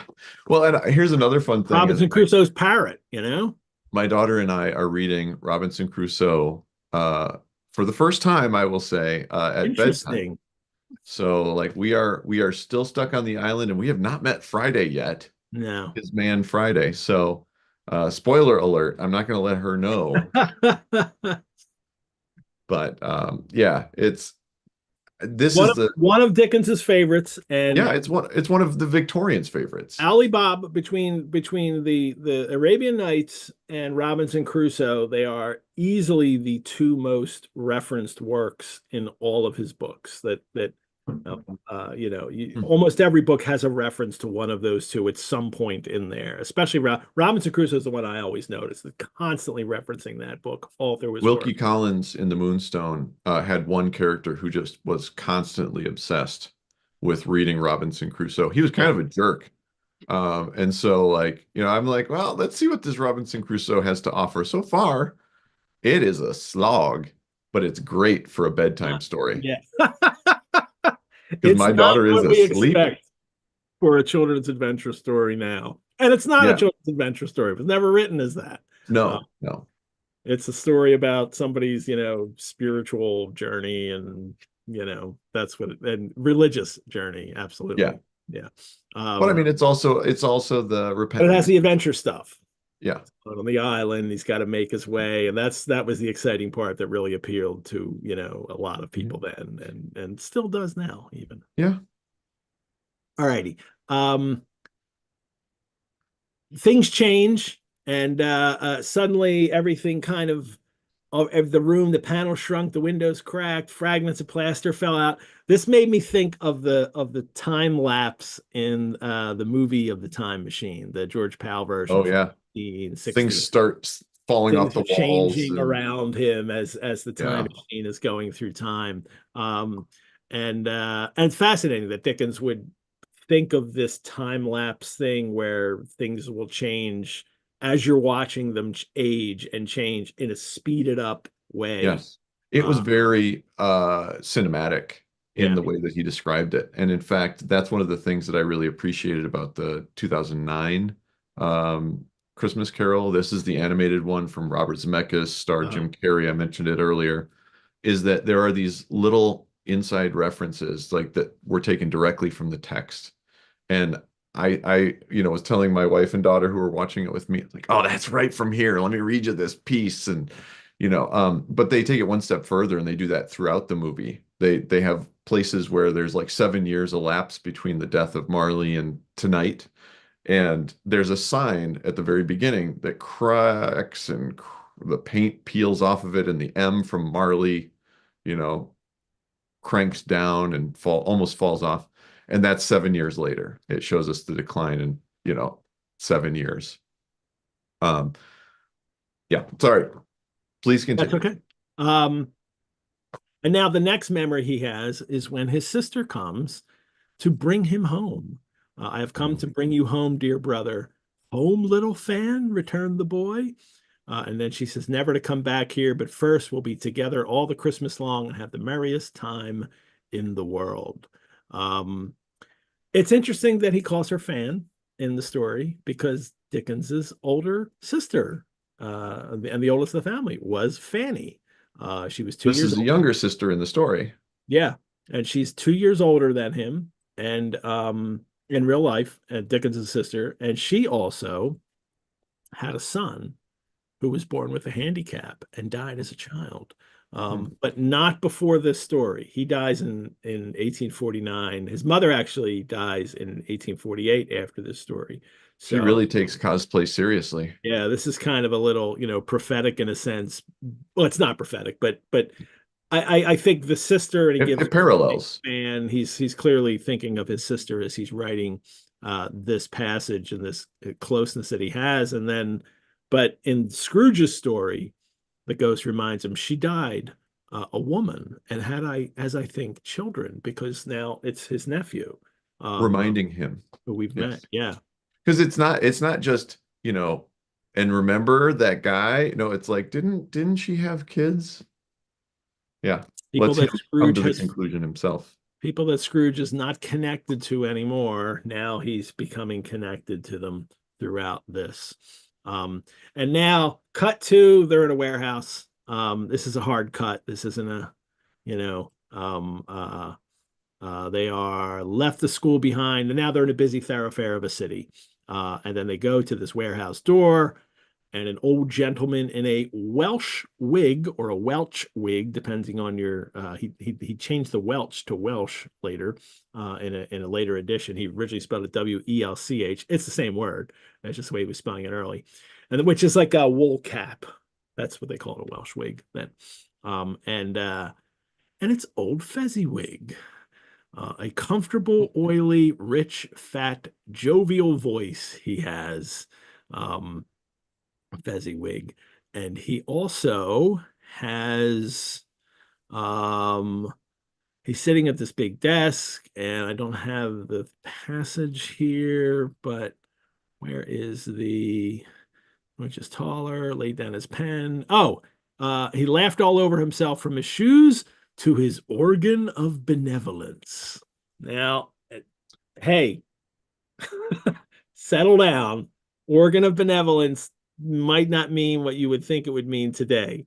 The organ of benevolence, and this is an adult show, so I can explain this, but the organ of benevolence refers to it's actually up here on your skull. And this is all from phrenology, from the study of the shape of your skull, and the different parts of your skull had different characteristics to them that defined your character. And the organ, and they were organs, and the organ of benevolence was here. There was also parts that were related to this is just a few of them. Amativeness, so love. Emotiveness. Yeah, amative, AMA. So the Oh, a love. lovingness. Acquisitiveness, cautiousness, combativeness, concentrativeness, destructiveness. So if you have this certain organ on your head, and it was like a little bump somewhere, I don't know where, it's like, oh, this is a very destructive person. Philoprogenitiveness, that's loving to procreate, to love to have children. So, if you have a lot of kids, you probably have, an enhanced organ of philoprogenitiveness on your skull. Secretiveness, conscientiousness, hope, wonder. There's parts of your skull that they could read. Dickens had his skull read because everybody had their skull read then. They believed that this was the case. But what's interesting is that all the theories that came about it they were kind of tied to the fact that what part of it's not just your skull, it's your head and it's your brain. Like, what part of your brain is connected to love or destructiveness or cautiousness, kind of thing. So in a sense, it's people trying to figure out how the brain worked. Mm-hmm. And we do know this now. We do know certain parts of your brain are about certain parts of personality and ability. But they couldn't figure that out yet. But this is the beginning of it. It's almost like And here I thought it was the heart, and you're giving me the scientific background of why it's just some weird skull shape. Now this is his organ of benevolence. See, especially I'm going bald, so my organ of benevolence looks. I'm glad I don't have that problem, Yeah. Ed. Now, that's interesting because by Sherlock Holmes' time, there were concepts of the frontal lobe development, and that meant you were smarter. And so having a big dome, like some of us may, meant that you didn't have room for follicles. You had too much knowledge in there. That brain's pushing all my hair out. Get out of here. We got too much brain in here. This actually Well, reminds me but may have of pushed it all down. That's what happened. It just kind of crept out one my of chin. one of my favorite, not dirty jokes, because it's only dirty if you make it dirty, Ed, is that there was a nun that fell in love with the priest, and she followed him around the church all day, and then one day she just couldn't take it anymore, and she grabbed him by the organ. So, Thank you. of benevolence, she placed her hand on his head, so to Of speak. Yes. benevolence, yes. Well, But here we're all fun and games. Phrenology leads into eugenics, so let's not even play that game, y'all. It's not real science. It has not been backed up by anything. yeah, If you have your organ of benevolence removed, you have a lot more problems than just you become a miser. yes. Well, Fezziwig is quite benevolent, and he's I so love that name. benevolent that he just has a big old Christmas party that everybody can come to. The people who work for them, the clerks, including Ebenezer and Dick, who's the other clerk there. Yeah, his good friend. He's always got a partner. It's Dick and Scrooge. It's Marley and Scrooge. And his family, and it's just everybody seems to come. The people from the neighborhood come. The girl from in came the boy, the cook, the cook and her brother's particular friend, the milkman, the boy from over the way, who was suspected of not having board enough from his master, trying to hide himself from the girl from next door, but one who was proved to have had her ears pulled by her mistress. I mean, everybody in the neighborhood comes to the Fezziwigs grand party, and there are dances, and they play forfeits, a game where you kind of get penalized for things, more dances, cake, and there was Negus. So that's why we've put it into this episode. I would have Negus anyway, but I just ran out, and I had to switch to brandy now as a Wisconsin boy. Brandy. No, I made a little. I see. That's why I have a whole little pot going, so I can keep replenishing it as we go through. apple brandy with apple cider, one of my favorite holiday drinks. Ooh, Warm, it's good. restorative. I like that. Um, I often put whiskey in my apple cider. So yeah, yeah. Well, and it's a traditional Applejack is another Irish delicacy that I've yeah. brought back from Ireland. There's a French version of it. What is it called? It's not apple seam. That's German. Oh, it's a Norman tradition. I'm not remembering it. Doesn't matter. But anyway, Well, yeah, one of my favorite. This party also has cold roast, cold boiled, which is the boiled Cold beef, boiled. cold, Yep. mince pies, and plenty of beer. So And they cold dance. roast is What's cold that? roasted beef. Cold Yes. boiled is cold boiled beef. Boiled beef, yes. And that's probably for people that liked it with a little less flavor. The roasted has all that drippings and gravy juice and everything. And they dance, and when they dance the Roger. Well, one of the songs that they play for the dance is the Sir Roger de Coverley. And if you read music, maybe this will help you. This is the Sir Roger of Coverley. This is Roger of Coverley, Sir Roger de Coverley tune here. I also have a link that'll go in the live chat with a video. You can hear the song online on YouTube. It's frequently done at Jane Austen balls. That's how I've danced. No, it's actually not true. I've danced it at a Jane Austen ball, but I've also danced it at a Dickens event that they played the Roger de Coverley. And that's a traditional reel dance, right? Yeah, it's like one of the country dances where you go together. And you see, if you watch a Jane Austen movie, those kind of country dances that they do, that's like what this is. But this is a little more boisterous and lively. And it's very specific, right? That like this is a pattern of dance where you're crossing, advancing. This one has the instructions at the bottom, but it's kind of hard to figure out if you just read them. The man go below the woman, then round her, and then so below the man into his own place. Then, it's a little hard to figure out here. He describes it a little bit in the piece here where he writes Well,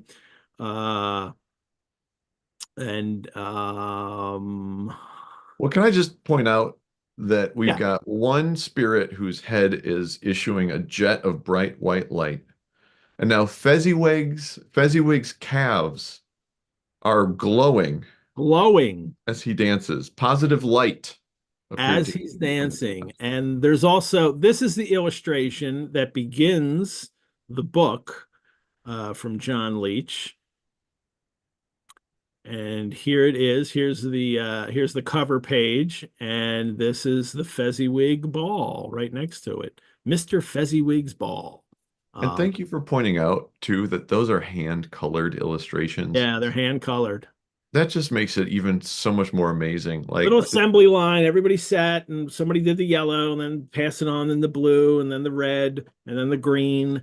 yeah, Just four colors. Is this although this tan? hair's kind of orange, maybe. So I don't know if that was a separate one or two things came. But here's the Fezziwig, Mr. and Mrs. Fezziwig doing their dance, and he's dressed very 18th century. He's dressed very Mr. Pickwick like. Um, so early 19th century here. Right. And which is old-fashioned, I think, Yes. by that time. Yes. Well, and this is going back in time. So it's not Right? old fashioned here because that's the It's not. time. Okay. Um, and the party, you've got the big thing of mistletoe hanging up here. Here's a guy holding a little sprig of mistletoe so we can kiss this girl. Everybody watching. There's other couples here because this is a line and they're in front and the other couples are behind them. But I wonder, is Scrooge supposed to be in this picture? And if he is, if this isn't him right here, um, I don't know if there's any documentation ever in Dickens's time that he ever may have mentioned it, but here's clearly we get a clear face, and and this is a young boy, so this isn't him. I wonder if this isn't meant to be Scrooge himself, fully colored in, unlike Hmm. the other faces are only partially colored, except for this couple dancing back here. This certainly isn't him. Um, I wonder if this is supposed to be him. And he's staring at someone. And is he staring at the girl that he likes somewhere over here? I don't know. Or maybe is he just looking at them? I don't know. But I wonder if this couldn't be Scrooge I love himself, your head, Ed. especially next to another boy about the same Sure. Maybe age that's Dick. who would have been Dick. Yeah. Yeah. So this You know guy's what? this is me. This is me back here, just chugging the chugging Official the official chugging the headcanon for can me, of Ed. That porter, is chugging a that can of is porter right there. And the fiddler looks like 100%. Mr. Pickwick. He sure does. Like the little spectacles there. Yeah. The one other thing I'd say is the thing that I caught this read around that I hadn't caught before in like a couple of reads is the punch bowl for the fiddler. So we we hear about the fiddler who's masterful, right? Uh-huh. And that at the end when he finishes his song, he's got a little punch bowl hidden away where he just dunks his head, submerges it all the way down, I guess drinks, Yeah. comes up for air, and he's fresh as a daisy. Playing right again. So yeah. So that I really enjoyed. I love the Fezziwig Ball illustration. It's one of my favorites, and I aspire to be Mr. Fezziwig one day. I see a lot of people agreeing with you in the comments, by the way. That is absolutely headcanon now. Yeah. Well, there you go. So, um, So that is a really fun thing. And I would also point out that it's not just Roger de Coverley, a song, it's the dance that was made to go along with the song. yes. So it's a very Yeah. specific, it's the electric slide, Yeah. it's the Macarena, it's the chicken dance. Like it's any dance that you know how to do today Hokey to a pokey. particular song. So like it has to be like, oh, like my generation, you hear to the window, to the walls, right? Anyway, and as everyone has probably heard the what's his name, Mark Zuckerberg version. If you haven't, don't seek it out. I won't. But that was my generation's cue to start dancing. Well, Scrooge sees all this, and it says Scrooge had acted like a man out of his wits. His heart and soul were in the scene, and with his former self, he corroborated everything, remembered everything, enjoyed everything, and underwent the strangest agitation. This is just, sheer joy for him to see all of this. He was Um, 100% in it yeah. too. He didn't remember where he was. He was back. And the ghost says, well, what's the big deal here? And kind of eggs him on. And Scrooge says he meaning Fezziwig, has the power to render us happy or unhappy, to make our service light or burdensome, a pleasure or a toil. Say that his power lies in words and looks, in things so slight and insignificant that it is impossible to add and count them up. What then? The happiness he gives is quite as great as if it cost a fortune. And then he thinks, I should like to be able to say a word or two to my clerk just now. So he's applying it. He's, when he saw before, and he wanted to sing a carol, he wanted to go back and sing a carol or treat the boy who sang the carol better. Now he's thinking back to his clerk, and he wishes he'd treated him better. So Got some regrets. He's applying. This is his reclamation is in progress. I would also point out that the ghost and Scrooge interact in a really strange way. So like it is still disconcerting that Scrooge feels the spirit's, gaze upon him, and the spirit is just kind of like weirdly staring at him all this time. What is the matter? Nothing particular. Yeah. Something, I think. Yeah. No. It's an odd way of speaking that still puts you off a bit. It's not a straight told tale. We're meant to be discomforted, uncomfortable. And you get the impression too that Scrooge is looking out at this whole scene and everything happened, and the entire time the spirit's looking at him, watching him the entire Right. Is it working? His reactions. Yeah. And now the spirit says, okay, enough of that, and pulls him out of there where I'm sure he'd love to stay, and takes him to where he's a little older now, a man in the prime of life. His face had not the harsh and rigid lines of later years, but it had begun to wear the signs of care and avarice. There was an eager, greedy, restless motion in the eye. And he's sitting there with his fiancée, who we will find out in the next scene is named Belle. And he's sitting there with Belle, and she says, you can give me up now. Another idol has displaced me. And he's like, what are you talking about? And she's like, no, don't go there. Your golden idol is what you're interested in now. And he denies it. And then she says, your own feeling tells you that you were not what you are. I am. And that which promised happiness when we were one in heart is fraught with misery now that we are two. How often and how keenly I have thought of this, I will not say. It is enough that I have thought of it and can release you. Now, this is fat. She is being generous to him after she has watched him go from this nice young man who is really interested in her to now somebody who is only interested in working and making money and not interested in her anymore. She's releasing him herself. She's like, I'm not dumping you. I'm letting you go because you don't want to be here anymore. And he doesn't. He argues with her, but of course he doesn't. She's also arguing that you should marry someone with a dowry, right? Yeah.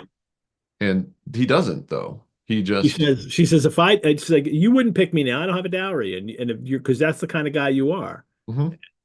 So, well, that's a good question. So why didn't he ever pick someone else? Well, maybe they stayed married. It's interesting because this is like, a divorce situation. But well, they're only engaged. Marriage. They're not married. They're engaged. Yeah, it's just She's releasing him from the engagement. Right. I release And you with a full heart for the love of him you once were. fortunately, she did not hire Dodson and Fogg, No.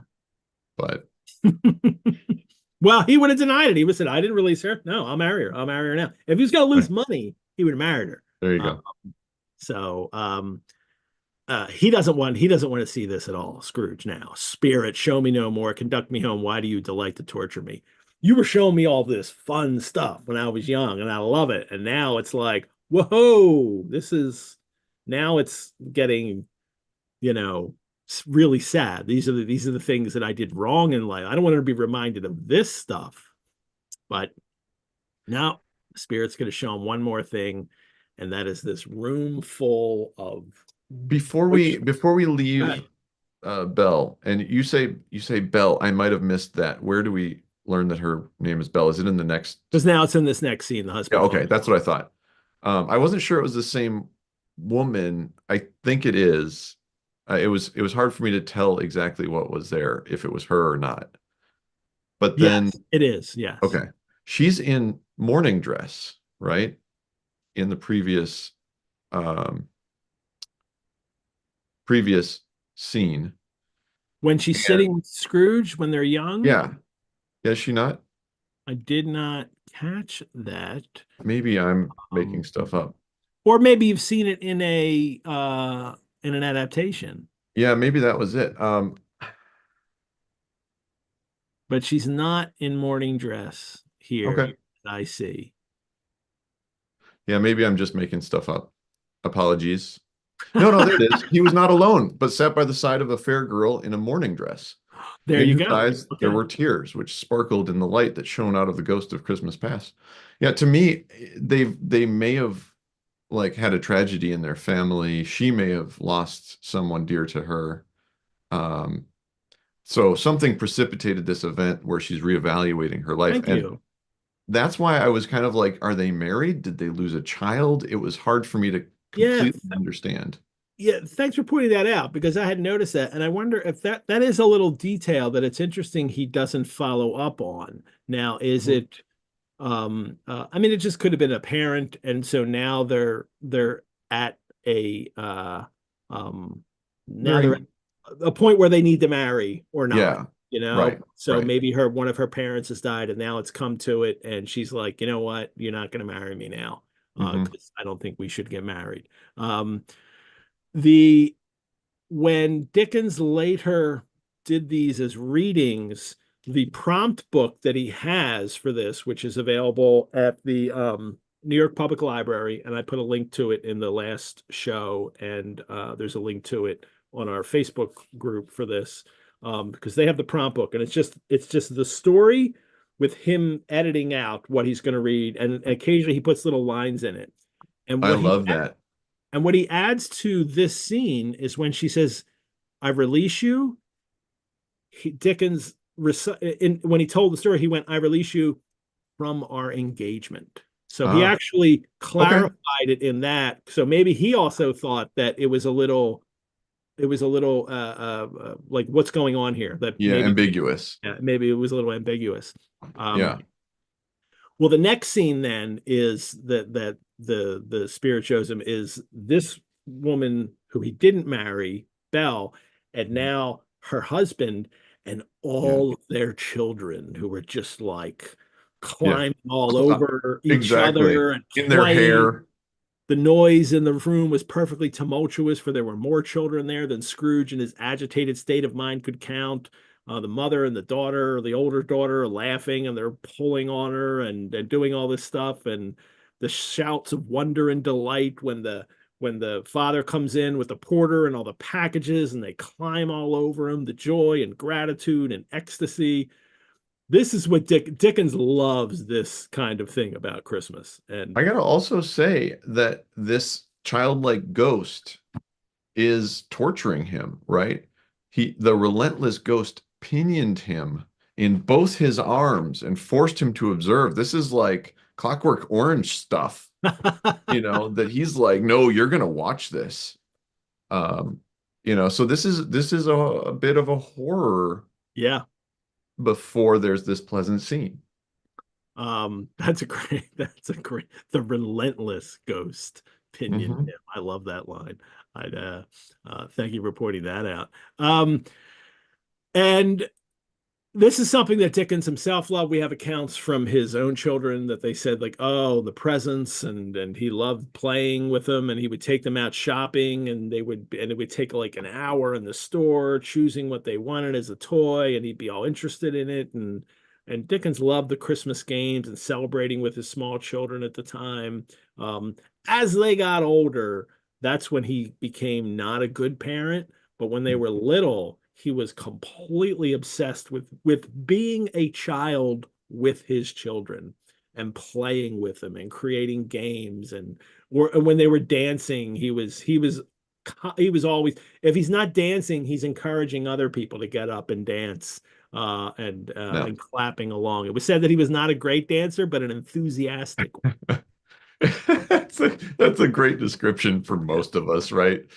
Who aren't afraid. Dance like no one should be watching. Yep, Well, I was going to say too, you've got five daughters, if I've I do. counted correctly. I've got one, and it's still like I have the sense memory of, the little rugrat climbing all over you trying to find something that their toy that you hid in your Yeah. pocket, like that's a very dad feeling that I appreciated here. Like it resonated pretty strong with me. I don't know, with five of them, did you ever have all five of them in the room with No, you? because and they're spread out in Okay. years. So, but yeah, it's Christmas with the kids sitting on the stairs and like, wait, you can't come down yet, and then they come Oh yeah. down and the all that. Yeah, that's Brown paper packages tied up with strings. yep. These are a few of our favorite things. But the Scrooge is forced to watch this, and now the children go away, and it's just the couple, and he says her husband says, "Oh, guess who I saw today?" And he laughs, and she says, "Mr. Scrooge." Um, No, um, no, she says, oh, no, I he can't guess. Oh, it's Scrooge. Yeah, it's Mr. Scrooge. And he says, yes, Mr. Scrooge it was. I passed his office window, and as it was not shut up and he had a candle inside, I could scarcely help seeing him. His partner lies upon the point of death. So this is 7 years ago that we have a specific time for this memory. And there he sat alone, quite alone in the world, I do believe. And now Scrooge has had enough. Like I can't see the spirit, said Scrooge in a broken voice. Remove me from this place. Um, and the spirit's like, what? They're not they what they are. Don't blame me. And remove me, Scrooge exclaimed. I cannot bear it. Um, he's trying to get away. It says he turned upon the ghost and seeing that it looked upon him with a face in which in some strange way there were fragments of all the faces it had shown him, wrestled with it. um That's uh a weird one too. it That's is. And the angel that I was referring to earlier. yeah, The many wings, the wheels upon wheels, the yeah, eyes covering everything. Like that's what really remembered it to me. well, what he does now is uh he takes that extinguisher cap and he seized it, and by a sudden action pressed it down upon its head and pressed it down with all its force. Even though he pressed it down with all its force, he could not hide the light which streamed from under it in an unbroken flood upon the ground. And then he's, overcome by drowsiness, and But he couldn't extinguish it. now That's can't that's he the can't thing. completely extinguish it. It's still, this flood of light is still on the ground. He gave the cap a parting squeeze in which his hand relaxed and had barely time to reel in bed before he sank into a heavy sleep. And there's a picture of it. This is one of the black and white woodcuts that are within the text of the Hmm. book, not the color ones. And here is that illustration pressing down this giant extinguisher cap, and here's just the light coming up. He's back in his room now. Uh, there's a chair over here, but no, you can't see the bed. And he has tried to, as he's done all his life, Press it. extinguish the light of his Hmm. memories. And it is telling, as you mentioned, he doesn't get it all, because now that he's seen it again in this experience, can't he can't completely extinguish it away again. Well, you don't want to hide your light under a bushel or a extinguisher that it wears as a cap. Now, I think it's interesting that in some adaptations, it's wearing it like a cap. Yeah. That one I remember specifically in the Muppets. I don't think they dealt with the the light coming out of it much. I think in that BBC TV one from the late 70s, maybe Michael Horndern as Scrooge. I think that Uh-huh. now maybe he's just holding it as well, but I can't Yeah. remember. The Um, 2009, again, this is one I'm more familiar with because I watched it recently. They portray this spirit as something of a candle. So it's a lot like Lumiere from Beauty and the Beast, that it's this like wick that has a flame head, and as it moves, it sort of is, flaming around, and that there's wax dripping down its collar of the tunic. I didn't really like that interpretation as much, but they did play with the light quite a bit, which again, in an animation, they have a lot more leeway. And yeah, in this particular illustration, I think they're very faithful to it. let me talk about the chronology of what's going on here with these memories, because it seems maybe there's some confusion about Yeah. everything that's happening. Um, the memories show him as a child, and then it shows him as a very young man in Fezziwigs.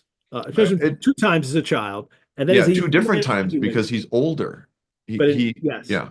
two different times. And then in Fezziwigs, he's a young man. He's probably a teenager, as he's Mhm. clerk for the very first time in Yeah. there. And then maybe it's 10 years later or so. He's been engaged. He's not getting married. It says he's still young, but he's starting Yeah. to show the signs of age in the work. He's got an established practice though. So he's either an owner or working in a clerk's office. And then it jumps ahead many years, in Mhm. which Belle has then gotten married, probably soon after that, and had a bunch of children. And and that moment is 7 years ago Mhm. from the start of the story, when Marley was dead, when Scrooge is visited, for the first time. So that's the time frame going on there. So um now he just goes to bed, and we'll have to wait until the next I episode.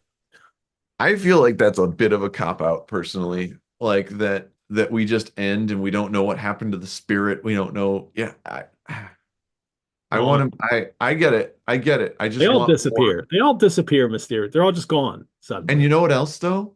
This is a perfect cliffhanger that you want to know what's going on and what Yeah. could possibly be coming next. And was this originally serialized? Now, published Okay, in it one was book. just the So you, book. you read it all at once. So Okay, you don't have to wait for this that's all great. one shot. Yeah.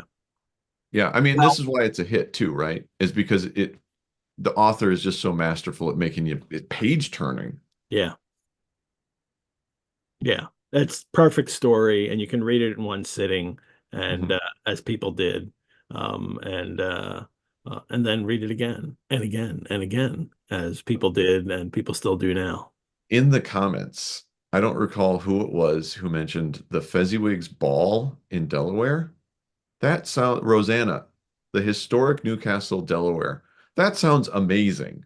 They do a Fezziwig Ball. There you go. Have you ever been to one of those, Ed? No, I have not. Apparently, you dress up in your best Victorian or even earlier. They Might say go. down Yeah, I your might have finest to go period. Georgian. Yeah, I might have to go Georgian if I want to. Yeah, yeah, So exactly. Get your glow in I the dark I'll look like Mr. stockings on. I look like Mr. Pickwick with a beard is what I'll look like. So There you go. well, Biblioventurers, thank you for joining us for episode 2 of A Christmas Carol on our Monsters and the Ghost season. Max, thank you for going through this with me, pointed out some things that I really appreciate. My pleasure. Always fun talking to you. On the next episode, Olivia Retigliano will return for Stave 3 of A Christmas Carol when Scrooge is visited by the second spirit. Come and know me better, man. The ghost of Christmas present. And we get to see the Cratchit family Christmas. So secure your heartstrings if you haven't read the Cratchit family Christmas yet. Oh, this is one of the ones So that makes good. me cry, It's Ed. so good. It's so good. Um, thanks to our, and I figured out the name now, thanks to our chat Cratchit, Brianna, for managing the live chat links. Thanks, Brianna. We also couldn't do these shows without the generous support of our patrons. You can support the Rosenbach through donation. Your support helps us create more programs like this and care for our collections, including our first edition of A Christmas Carol signed by Dickens to his friend, Dr. Elliotson. You can also become a member. Membership gives you early access and discounts to programs and courses. You can find out more at our website, rosenbach.org. Again, let me remind you to subscribe to our channel, to like these videos. Max, Ed, cheers. I will cheers. see you again for episode 5 when both you and Olivia will be here for the final episode of well for the book for the finish of the book, and then we'll do a whole nother episode after that on the legacy Fabulous. of Christmas. Cheers, everyone. My Thanks Negus. to everybody in the chat as well. I would also say we didn't get to one of the questions about Will-o'-the-Wisp, but perhaps we can research it and come back to it in the next stave. I will do that. I Have a am great Edward G. every- Pettit And of I'm the Max McGee of the Rosenbach Museum and Library, of the Jelly of the Month Club, maybe Max, of the Jelly of the Month Club. where the door to your biblioventure is always open. Thank you so much, everyone. Bye-bye. Good night.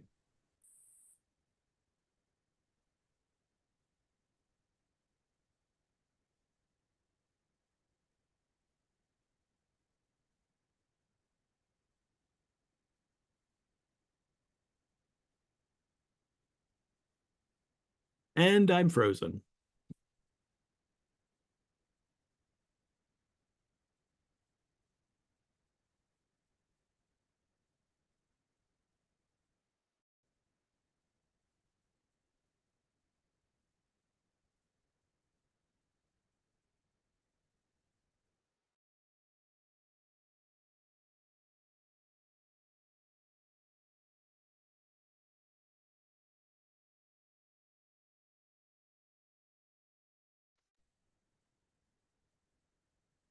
And I'm back to share that again when my Zoom won't crash. Let's watch the end credits, shall we?